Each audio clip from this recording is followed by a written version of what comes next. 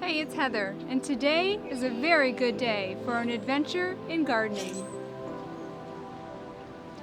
So I'm here in Connecticut Zone 6, and we have been stuck in a weather pattern, I think since February. And it started out with, I was very optimistic it was going to be a long, slow spring, and it definitely has been a long, slow spring and hasn't really progressed very much. Which is fine. You roll with the punches. In New England we say if you don't like the weather, then just wait a minute. Maybe they say that all over the country, I don't know.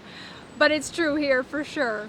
But there are a couple of plants in my garden that are absolutely thriving in this long, slow spring. So let me show you them. I have pansies planted in a couple different spots in the garden, and I planted them early. I used to work for a man that said, you plant your pansies on March 1st no matter what. Okay, Penny. And I have pretty much held true to that for many, many years, and it's true. And people still, they think May we plant our pansies. No, you plant your pansies early. Because they love cold weather. They thrive in cold weather. You can see how flat and short these pansies are, the plants themselves. Now this is really good because when they do this, they are really rooting in, and they're going to survive the heat of the summer and then be something to look at again in the fall, which is fantastic. If you plant them, if you go seeking them in May, and then we have those 80-degree days, what happens is you end up with a long spindly plant, and it really never reaches its full potential. So let me show you another place I have them planted.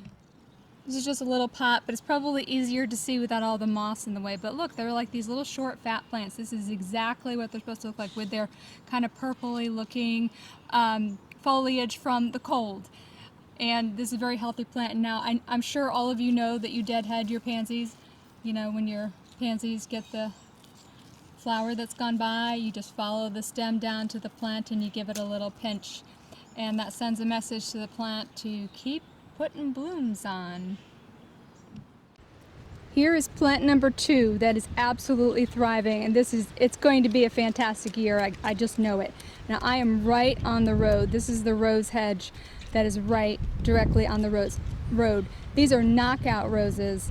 They need a little trimming, but I just want you to look. They just really look super healthy, and the foliage looks great. The red is all new growth. I mean, it's just going to be a great year for roses.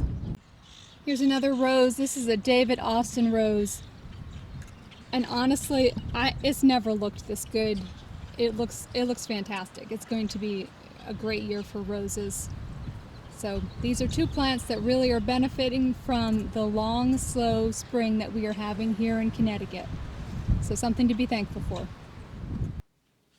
So that was really just a couple of plants that are loving this cool spring, but they're ones that I made note of, and I'm like, wow, you're really looking good this year. And not to mention the cold weather loving vegetables that are growing out there. I mean, the kale and the lettuces are really looking good. There are going to be times this spring when you're going to need stuff. You're going to need those annuals that you've always planted that have that little burst of color. You're going to need fertilizer. You're going to need grass seed. There are things that you're going to need to get your victory garden growing, right? Well, I want to talk to you just a little bit about a subject near and dear to my heart. And, Piper, I want to talk to you just a little bit about a subject that's near and dear to my heart. I'm watching and reading my news on social media every day, and everyone wants to help save the small local businesses. We need to do that. But there's one little business that their season is just coming in that we can't forget them. Because on the other side of this, I don't want to be around in this world without independently locally owned garden centers. My whole life has had something to do with garden centers. You know, when I was a little girl, my grandfather, that was his idea of having a fun date. You know, where we'd all get in the back of the station wagon, my cousins and my brother and I in the back. Remember, we would flop around, and they would not have that in this day. But, you know, we would go to a garden center and we would just look at all the plants and he'd talk about them, and then we'd go out for ice cream. And that was such a great memory, you know. And then my mom, when it was Mother's Day, I'm trying not to get a little weepy about this, but my mom, you know, we always, okay, what are we going to get Mom? Well, we're going to get her a plant. And so, you know, every year we would be looking, you know, at the walls of hanging baskets at our local independently owned garden center. And I keep saying that word, right? Because see, your locally independently owned garden center are owned by families, and you might be saying, well, their prices are always higher. Now, okay, most of my adult life I worked in the garden center industry, but I have zero affiliation with them at this time, other than wanting to be a customer. And so maybe they're a smidge more expensive, but you get better quality, better selection, and they actually charge real prices for real plants to pay real employees.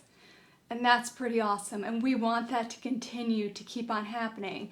See, because here's the deal. During this whole quarantine COVID crisis, that is a tragedy across the board for everyone. But there's going to come a time when you're going to need a board and some nails. Heck, I need board and nails right now, and I know where to go to get my board and nails.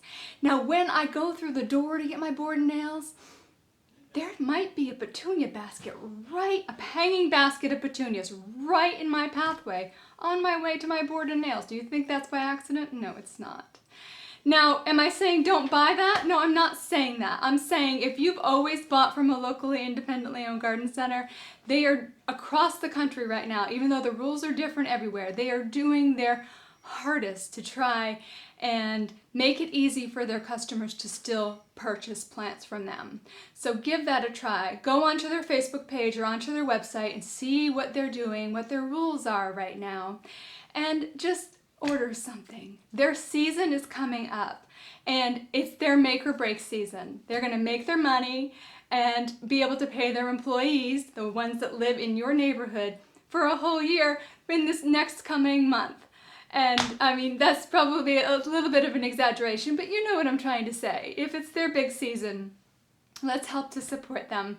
I know in Connecticut right now, a lot of them are doing curbside pickup, and they are doing a great job at it.